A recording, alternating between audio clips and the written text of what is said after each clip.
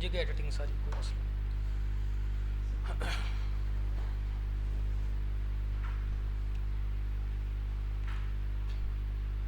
Start करते हैं। बिस्मिल्लाहिर्रहमानिर्रहीम। Students, my name is Saeed Jafri and I have done my MPhil in English Literature along with MA TEFL. Today our topic is types of sentences. Sentences की कितनी इकसाम होती हैं और grammar में उनको किस तरह से यूज़ किया जाता है, ये हमारा आज का टॉपिक है। SMEDO ग्रुप ऑफ कॉलेजेस की तरफ से ये रिकॉर्डेड लेक्चर आपके लिए एजुकेशन की जो एक प्रोसेस है उसको फैसिलिटेट करने के लिए रिकॉर्ड किए जा रहे हैं। चलते हैं हमारे टॉपिक की तरफ और आगे बढ़ते हैं कि सेंटेंसेस की टाइप्स कितनी हैं। First of all see here that sentences and its types. Generally sentence क्या होता है, सबसे पहले हम ये डिफाइन करते हैं। सेंटेंस एक कॉम्बिनेशन है किस चीज़ का, कुछ वर्ड्स का जो कि कुछ मीनिंग देते हैं। Generally a combination of words that gives complete sense. Sentence एक ऐसा कॉम्बिनेशन ऑफ वर्ड्स है जो हमें कंप्लीट सेंस देता है with its subject and predicate. Now this point is to be discussed और noted that what is subject and what is predicate. Subject को अगर हम पहले देखें तो सब्जेक्ट हमारा, जैसे कि ये जुमला है, he is flying a kite. दो हिस्सों में हमने बात करनी है कि सब्जेक्ट क्या है और प्रेडिकेट क्या है। अगर आप इस लाइट ब्लू कलर को देखें तो ही के नीचे ही उस कलर को दिया गया है, इसका मतलब है ही इसका सब्जेक्ट है और बाकी जितना भी ये सेंटेंस है इज फ्लाइंग अ काइट, ये हमारे पास प्रेडिकेट के तौर पे आया है। Now what is the subject and what is predicate.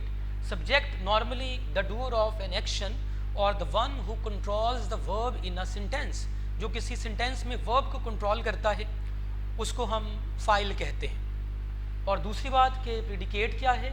Predicate बना है लफ्ज़ प्रिडिक्ट से और प्रिडिक्ट का मतलब होता है किसी चीज़ के बारे में फोरटेल करना, पहले से बताना। तो प्रेडिकेट हमें बताता है फाइल के बारे में, that what the subject is doing. आगे बढ़ते हैं और मज़ीद हम देखेंगे कि सेंटेंसेस की कौन कौन सी टाइप्स हैं। पहले हमने क्लियर किया कि सेंटेंस क्या होता है और उसके बाद प्रेडिकेट क्या होता है।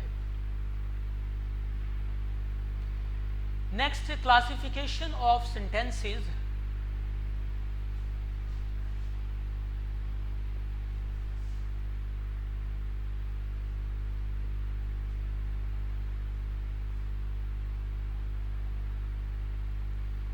Classification of sentences on the basis of meaning. Meaning की बुनियाद पे सेंटेंस को कितने हिस्सों में डिवाइड किया जाता है। First of all we are going to talk about this कि सेंटेंसेस मीनिंग के लिहाज से कितने हिस्सों में डिवाइड होता है। सबसे पहले देखें assertive, declarative, affirmative and positive sentences. ये असल में एक ही सेंटेंस के चार नाम हैं जिनको हम नॉर्मल बच्चों को समझाने के लिए उर्दू में हम कहते हैं कि पॉजिटिव सेंटेंसेस हैं। पॉजिटिव सेंटेंस को अफर्मेटिव भी कहा जाता है, पॉजिटिव सेंटेंस को डिक्लेरेटिव एंड असर्टिव। तो चार उसके नाम हैं कि मस्बत फिक्रों को क्या कहा जाता है। डिक्लेरेटिव या पॉजिटिव होता क्या है। A sentence that simply tells the action of a subject. एक ऐसा सेंटेंस है जो हमें किसी एक्शन के बारे में बताता है। A sentence that simply tells us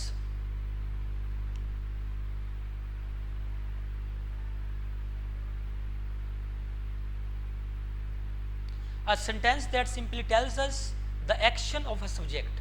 For example, here the teacher is beating the student. The teacher is beating the student. Here हमारे पास एक नॉर्मल एक खबर दी जा रही है that what teacher is performing, what teacher is doing. Likewise, Robert eats rice. Robert eats rice. अब ये भी हमारे पास जो सेंटेंस है ये भी पॉजिटिव जुमला है। ऐसे बेशुमार जुमले बन सकते हैं। He is running, John is coming and Aslam is reading और he has done his work. ऐसा जो भी जुमला बनेगा उसको कहेंगे हम कि ये असर्टिव, डिक्लेरेटिव, अफर्मेटिव और पॉजिटिव सेंटेंस है। सेकेंड टाइप इसकी देखें इंट्रोगेटिव सेंटेंस, नॉर्मली इसको मिस प्रोनाउंस किया जाता है, इंटेरोगेटिव पढ़ा जाता है, लेकिन आपको पहले ये पता होना चाहिए कि ये इंटेरोगेटिव नहीं बल्कि ये वर्ड है interrogative. Interrogative sentence, interrogative sentence जिनको हम सवालिया फ़िक्रे कहते हैं, जो कोई ना कोई क्वेश्चन पूछने के लिए, सवाल पूछने के लिए इस्तेमाल किए जाते हैं। A sentence that ask a question, सवाल पूछने के लिए। Example, does the bus fly, क्या बस उड़ती है, डज द बस फ्लाई। अब ये जुमला हमारे पास एक ऐसा सेंटेंस है जो एक क्वेश्चन को जाहिर कर रहा है, और यहाँ पे एक क्वेश्चन पूछा गया है। जितने भी हमारे पास हेल्पिंग वर्ब हैं, चाहे वो प्रेजेंट इंडेफिनिट से शुरू होते हैं और फ्यूचर परफेक्ट कंटिन्यूअस टेंस तक जाते हैं, उन तमाम के हेल्पिंग वर्ब से जो क्वेश्चन बनेंगे वो सब के सब इंट्रोगेटिव सेंटेंस की कैटेगरी में फॉल करेंगे। वाज़ हमारे क्वेश्चन जो हैं इंट्रोगेटिव क्वेश्चन, वो इंट्रोगेटिव प्रोनाउन से भी बनते हैं, जैसे वाई, व्हेन, हु, ये इनसे भी हमारे इंट्रोगेटिव क्वेश्चन बन जाते हैं। The third type is negative sentence. Example क्या है, he is not coming, simply जिसमें किसी बात की निगेशन है, जिसमें नॉट आ गया है, वो हमारा सेंटेंस कहलाएगा कि ये नेगेटिव जुमला है। The fourth type is imperative sentence. Imperative sentence जिनमें कोई हुक्म होता है, नॉर्मली इनको हुक्मिया फ़िक्रे कहा जाता है, but we can see that in such sentences there is not always order. इनमें हमेशा हुक्म नहीं होता, बल्कि इसमें हुक्म होता है, रिक्वेस्ट होती है, कोई मशवरा, कोई सुजेस्शन हो सकती है, कोई एडवाइस हो सकती है, तो हमेशा इसमें हुक्म नहीं होता। इम्पेरेटिव सेंटेंसेस का थोड़ा सा अगर हम स्ट्रक्चर डिस्कस करें आगे बढ़ने से पहले, स्ट्रक्चर में imperative sentences always start with the first form of verb. Likewise here, learn your lesson, तो लर्न वर्ब की फर्स्ट फॉर्म है। इम्पेरेटिव जुमला हमेशा वर्ब की फर्स्ट फॉर्म से शुरू होता है, जैसे कि हम कह सकते हैं कि open the door, shut the window, give me a book. तो ये तमाम जो हमने जुमले अभी बोले हैं, इनमें देखें गिव है, शट है, ओपन है, वो वर्ब की फर्स्ट फॉर्म है। तो वर्ब की फर्स्ट फॉर्म से ये शुरू होने वाले जुमले हैं। That express request, order, advice. Imperative जुमलों में ये चीज़ें आती हैं कि इनमें रिक्वेस्ट होती है, ऑर्डर होता है, नसीहत होती है। लाइक लर्न यूर लेसन, तो लर्न यूर लेसन हमारे पास एक हुक्मिया जुमला है, जिसमें कोई ये मशवरा हो, ऑर्डर हो, वो उनको हम हुक्मिया जुमला कहते हैं। नेक्स्ट बढ़ते हैं और देखते हैं हमारे पास अगली कौन सी टाइप है। और ये जो चीज़ें हम डिस्कस कर रहे हैं, ये सेंटेंसेस चाहे कोई स्टूडेंट 9th to 10th का है, फर्स्ट ईयर सेकेंड ईयर का है, या वो ADP ADS का है, ये तमाम स्टूडेंट्स के लिए ये लेक्चर जो है वो इंफॉर्मेटिव है, because grammar is having its diverse direction for all the students. The fifth type of sentence is exclamatory sentence. Exclamatory exclamation से बना है। What are exclamatory sentences? See here, express some strong feeling with exclamation mark, joy, sorrow, surprise or wonder.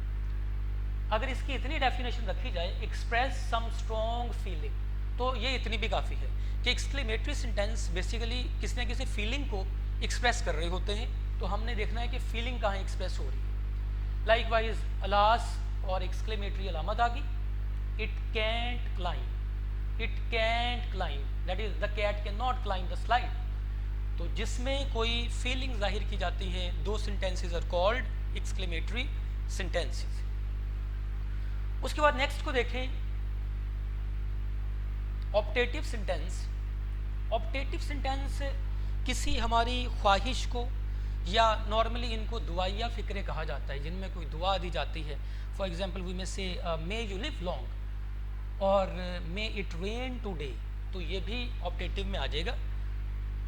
Optative sentence express some wishes, would that I were a doctor, ये subjective mood में जा रहा है और है ये optative sentence, would that I were a doctor. एक तो इसका ये तरीका है। दूसरा, इसमें वर की जगह हैड बिन भी इस्तेमाल हो सकता है। हम ये भी कह सकते हैं कि would that I had been a doctor. तो दोनों तरह से ये सेंटेंस ठीक होगा। तो अभी तक हमने जो सेंटेंस की टाइप्स हैं on the basis of meaning not structure 5 types 6 types हमारी यहाँ तक डिस्कस हुई हैं। नेक्स्ट आगे बढ़ते हैं। 7th टाइप है ऑयरेस्ट सेंटेंसेस। ऑयरेस्ट सेंटेंसेस डेफिनेशन इसकी पहले ब्लू में जैसे हर सेंटेंस की पहले डेफिनेशन आई है, express the necessity of something, express the necessity of some action, you must, you should और you ought to। ऑयरेस्ट सेंटेंसेस में ये हमारे पास मॉडल वर्ब इस्तेमाल होते हैं मस्ट का, शुड का, ought का। अगर हम इन तीनों का मीनिंग देखें कि मस्ट का, शुड का और ought का मीनिंग क्या है, तो तीनों का मतलब उर्दू में चाहिए के तौर पे आता है। जैसे यू शुड गो, तुम्हें जाना चाहिए, यू मस्ट गो, तुम्हें ज़रूर जाना चाहिए, यू ought टू गो, तुम्हें इखलाकी तौर पे जाना चाहिए। तो अगर हम शुड और मस्ट को पहले देखें, शुड की स्ट्रेस कम है, मस्ट में सिर्फ स्ट्रेस का डिफरेंस है कि शुड की और मस्ट की जो आपस की डिफरेंस है that is only basis on stress. और अगर हम देखें कि ought टू इस्तेमाल होता है जहाँ पे कोई इखलाकी काम करना।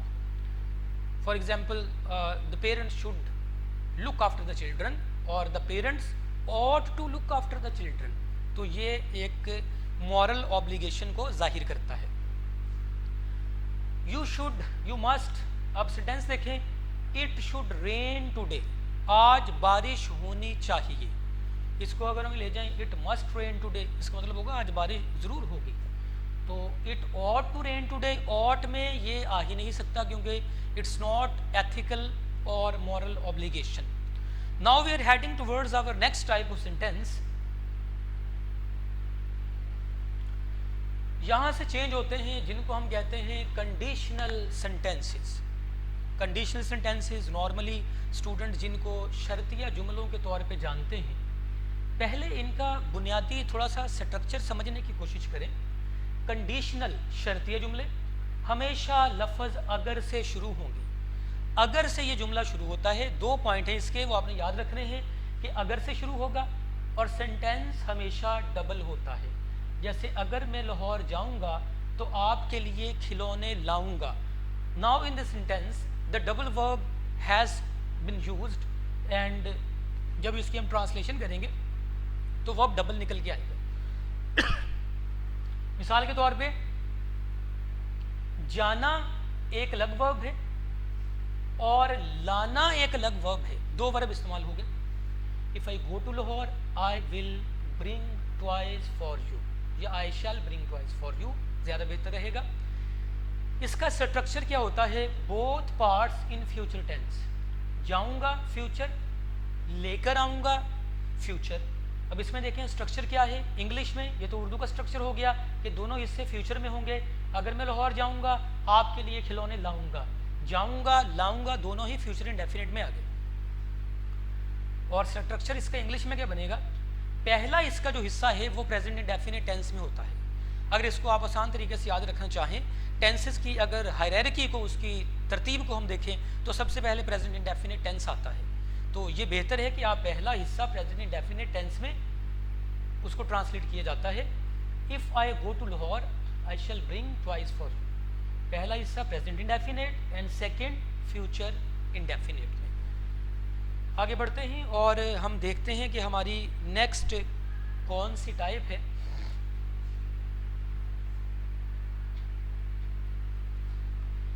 देन सेकंड कंडीशनल सेंटेंस हमारे पास है, अगर तुमने नकल की तो तुम्हें सजा मिलेगी। स्ट्रक्चर इसके पहले देखें, उर्दू में first part in past indefinite and second part future. अगर तुमने नकल की पास्ट इंडेफिनिट, सजा मिलेगी फ्यूचर इंडेफिनिट। ये इसका हमारे पास उर्दू का स्ट्रक्चर आ गया। अब इसके देखें पहला जुमला इसका जो बना हुआ है रेड में, इफ़ यू कॉपीड, वर्ब की सेकंड फॉर्म लगी पास्ट इंडेफिनिट में क्योंकि वर्ब की सेकंड फॉर्म इस्तेमाल होती है। If you copied you would be punished, ये सेंटेंस पैसिव वॉइस में है। नीचे वाला जुमला देखें, if line hunted, past indefinite second form लगी हुई है। अगर शेर ने शिकार किया सेकंड फॉर्म लग गई और उसके बाद देखें इट वुड ईट, तो वो खाएगा।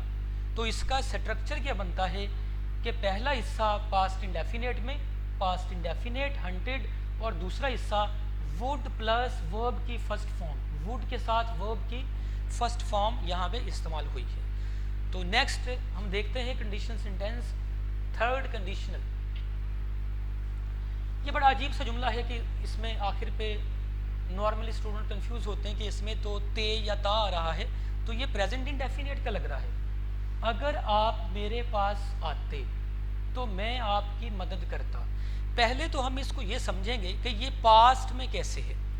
जुमले को गौर से देखें, अगर आप मेरे पास आते यानी आने वाले ने आना था और वो नहीं आया, वो माजी का हिस्सा बन गया। तो मैं आपकी मदद करता यानी मदद करने वाले ने मदद करनी थी और उसने मदद नहीं की और वो माजी का हिस्सा बन गया। अब इसको जुमले को जरा देखें एक दफ़ा फिर पढ़ के। अगर आप मेरे पास आते यानी आने वाला नहीं आया, तो मैं आपकी मदद करता यानी मदद करने वाले ने मदद नहीं की। First of all try to look on its structure in Urdu. Both parts seems to be in present indefinite. दिखने में लगते हैं कि दोनों हिस्से प्रेजेंट हैं, ते और ता, लेकिन स्ट्रक्चर क्या है? हैड प्लस वर्ब की थर्ड फॉर्म और उसके साथ वुड हैव प्लस वर्ब की थर्ड फॉर्म इसमें इस्तेमाल होती है। देखिए जुमला, if you had come to me, अगर आप मेरे पास आते, हैड के साथ कम थर्ड फॉर्म के तौर पे है, क्योंकि ये ऐसा वर्ब है कि जिसकी फर्स्ट फॉर्म भी कम है, सेकंड केम है, थर्ड फिर कम है, तो थर्ड फॉर्म के तौर पे यहाँ पे कम आया। If you had come to me, अगर आप मेरे पास आते, I would have helped you, would have के साथ थर्ड फॉर्म। सादा सा स्ट्रक्चर, पहला हिस्सा हैड प्लस V3, दूसरा हिस्सा would have plus V3। Again पहला हिस्सा हैड प्लस V3 और दूसरा हिस्सा would have plus V3। V3 stands here for verb third form.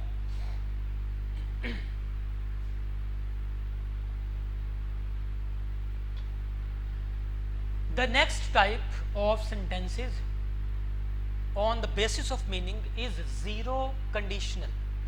Zero conditional क्या होते हैं? इनमें या तो कोई यूनिवर्सल ट्रूथ होता है या इसमें कोई साइंटिफिक रियलिटी डिस्क्राइब की जाती है। Excuse me. अब इसको देखें ज़रा, इस जुमले को देखें।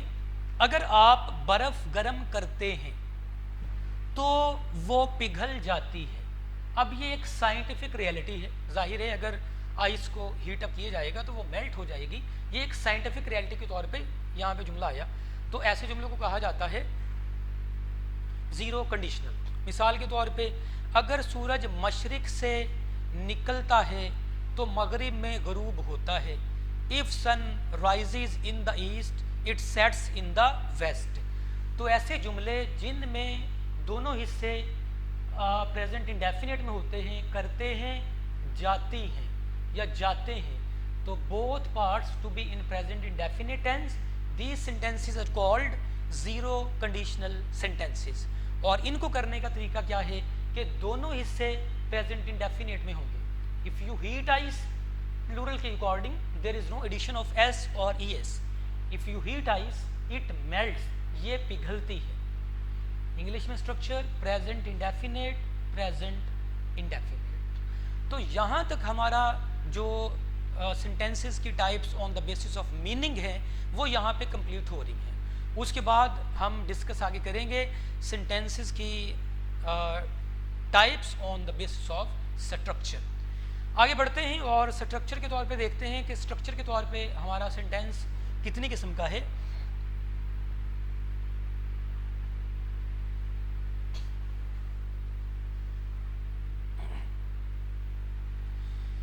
Then sentences on the basis of structure. In the start of this lecture, I told you that sentences are divided into two groups. One on the basis of meaning and second on the basis of structure. तो on the basis of meaning हमने देखा कि जो types हैं वो zero condition तक जाती हैं। अब on the basis of structure हमारे जुमलों की तीन किस्म की टाइप्स हैं। स्ट्रक्चर देखें, basis of structure 3. Simple sentence, subject plus one predicate with a finite verb. मिसाल के तौर पे एग्जाम्पल है John killed a snake. John इसमें हमारे पास सब्जेक्ट के तौर पे आ गया और किल्ड अ स्नेक ये हमारे पास प्रीडिकेट के तौर पे सारा आ गया। यानी एक सब्जेक्ट और एक इसमें प्रीडिकेट होगा एक वर्ब के साथ। वो वर्ब कौन सा होगा? फाइनेट, जिसका ऑपोजिट इन्फिनिटिव है। तो ये एक टाइप है सेंटेंस की on the basis of structure. दूसरी टाइप देखें, कंपाउंड सेंटेंस। कंपाउंड का लफ्जी मतलब होता है मिक्सचर, जो दो से बनता है। इसका मतलब है इसमें कोई दो इस्तेमाल होते हैं। Two independent clause linked with coordinating conjunction. मिसाल के तौर पे इस जुमले को देखें, थोड़ा सा ये हिडन हो गया है लेकिन मैं साथ में पढ़ देता हूँ। Night came and rain fail heavily. Night came and rain fail heavily. And इसमें कोऑर्डिनेटिंग कंजंक्शन के तौर पे आई है, तो ये इंडिपेंडेंट क्लॉज हो गया और कंजंक्शन और फिर इंडिपेंडेंट। आगे देखते हैं हमारी लास्ट जो टाइप है वो है कॉम्प्लेक्स सेंटेंस की। कॉम्प्लेक्स थोड़े से पेचीदा जुमले होते हैं। वन प्रिंसिपल क्लॉज, एक बड़ा जुमला होता है independent, and one dependent clause. Example क्या है? The football match was cancelled because it was raining. अब इट वॉज रेनिंग डिपेंडेंट है इसके ऊपर के, यानी वो मैच क्यों कैंसिल किया गया? Because it was raining. तो यहाँ तक हमारी ये टाइप्स कंप्लीट होती हैं सेंटेंसेस की on the basis of structure and on the basis of meaning. तो ये था हमारा आज का लेक्चर। नेक्स्ट लेक्चर अपलोड किया जाएगा, और अगर आपका इससे रिलेटेड कोई क्वेश्चन है, कोई क्वेरी है, हमारी वेबसाइट smeeru.net उसके ऊपर जाएं और ईमेल में हमें ईमेल करें। You would B responded accurately और एट द गिवन टाइम।